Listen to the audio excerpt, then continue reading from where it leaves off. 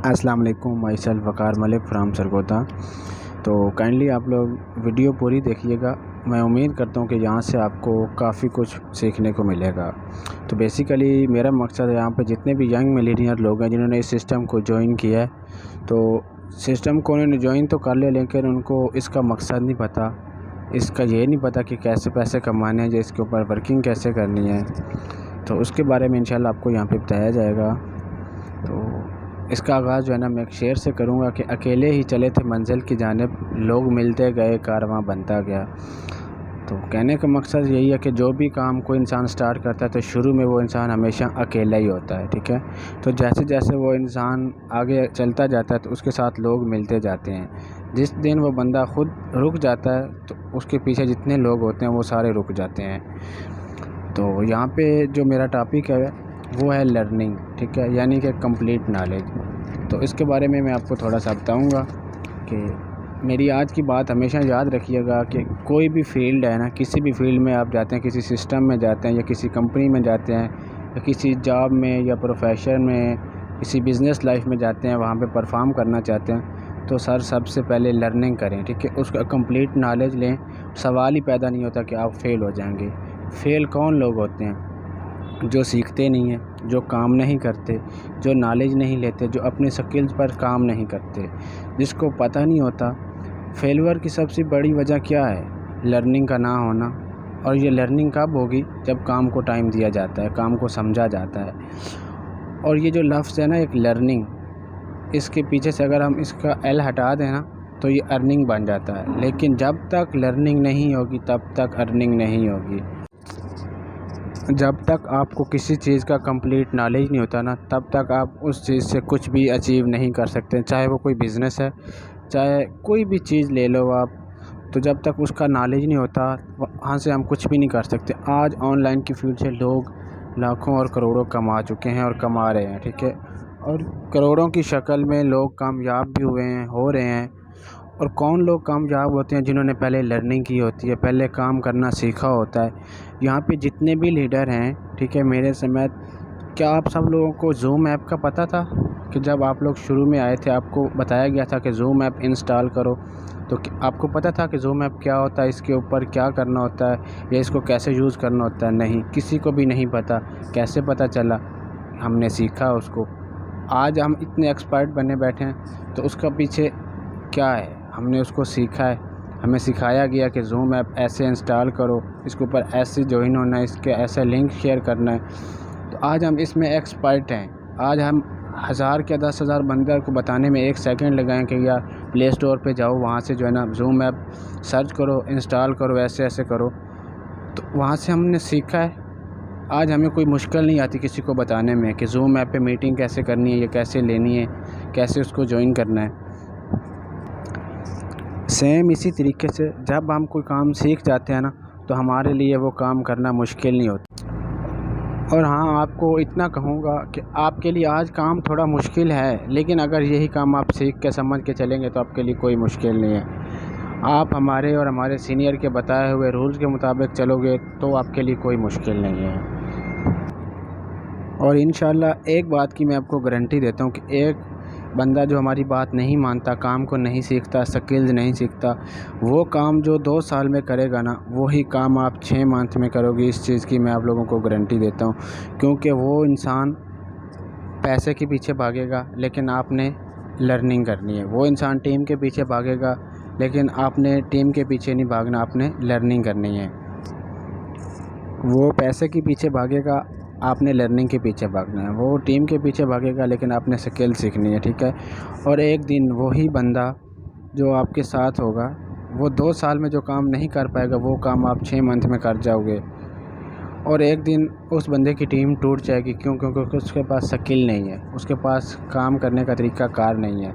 और जब उसकी टीमें टूटेंगी तो वो बिल्कुल ज़ीरो का ज़ीरो हो जाएगा 2 साल के बाद। लेकिन आपके पास स्किल्स होंगी, आपके पास लर्निंग होगी, आपने सीखा हुआ होगा, तो आपको कामयाब होने से कोई रोक नहीं सकता, ना कोई आपकी टीम को तोड़ सकता है। जिस इंसान के पास स्किल्स आ गई, उसके पास काम करने का तरीका कार आ गया।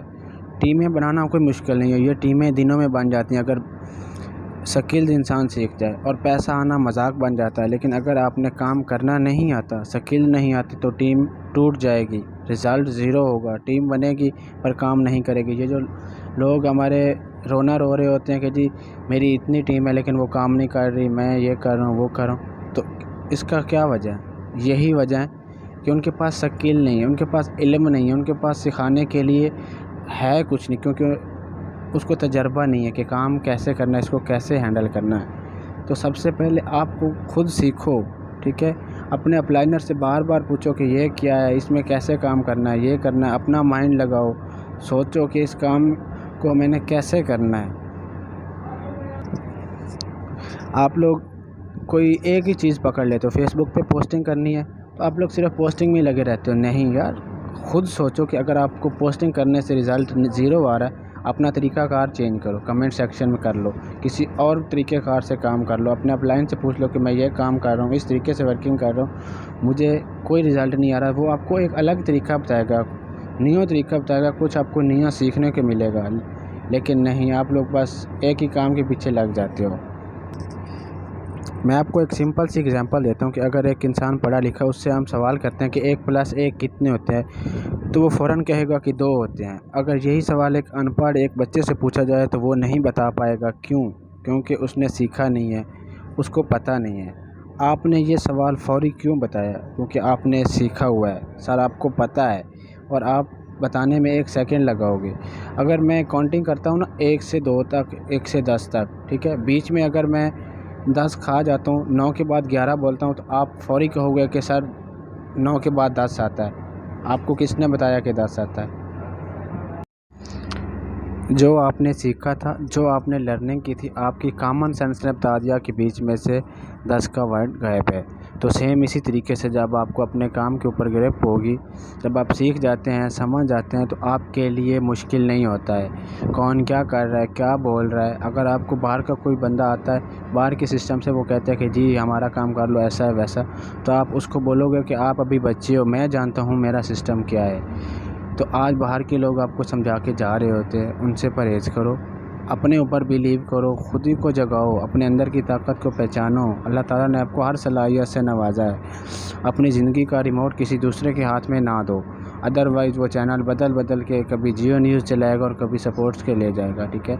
आप अपनी ज़िंदगी अपने इख्तियार पे जी नहीं पाएंगे। तो अपना मकसद बनाओ, काम करने का मकसद बनाओ कि आपने कुछ हासिल करना है, कुछ अचीवमेंट करना है। और ये अचीवमेंट उसी टाइम पॉसिबल है जब आप मुकम्मल सीख जाते हैं, कंप्लीट नॉलेज आपको मिल जाता है।